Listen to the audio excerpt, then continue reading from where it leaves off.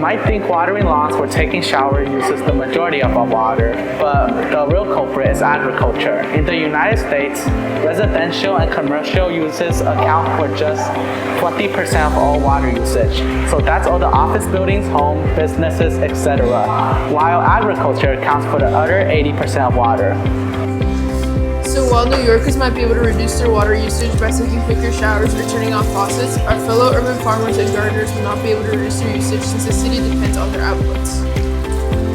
What we need is agriculture that consumes less resources while still being able to sustain our growing population. I think a greenhouse specialist may have a solution.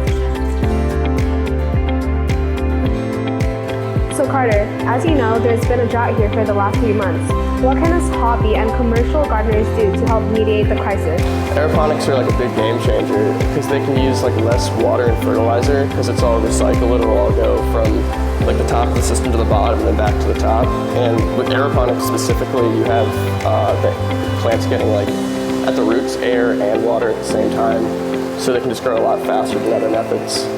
Right again, according to commercial aeroponic farms, their operations use up to 95% less water and 16% less fertilizer. But most greenhouses use soil. I wonder why that is.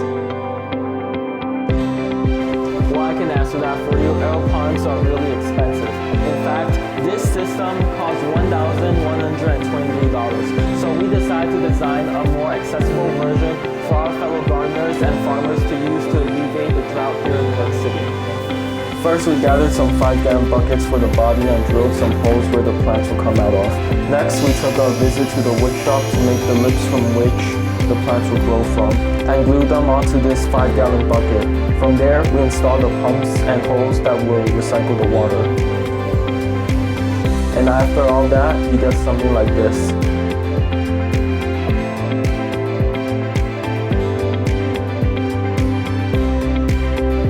So let's run the numbers. A typical lettuce grow tower with 24 slots costs around $700.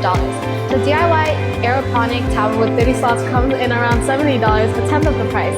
What we have is an original, inexpensive, do-it-yourself aeroponic tower that can be deployed anywhere in the city. These ones will go into Brooklyn Tech's greenhouse and the Fort Greene garden to reduce their water usage while still being able to grow incredible plants like this. Sorry for taking away from that. But speaking of the greenhouse, we, the Brooklyn Tech Gardening Club, are also doing our part to fight climate change. And in an effort to go carbon negative, we decided to take the greenhouse off of natural gases and power it via on-site solar, saving the city $2,500 annually. As for the drought, we use our roof to reroute rainwater that would otherwise drain into the sewage system and collect it into these 2 massive rain barrels, which we filter and use in our greenhouse. We've effectively greened our entire operation for a truly carbon negative agriculture. Now, back to regular programming. So as we integrate these innovative solutions into our greenhouse, not only are we reducing our own environmental footprint, but also setting an example for urban gardeners everywhere. By embracing these technologies that conserve water and energy, we can cultivate a resilient ecosystem and ensure that future generations inherit a greener, more sustainable New York City.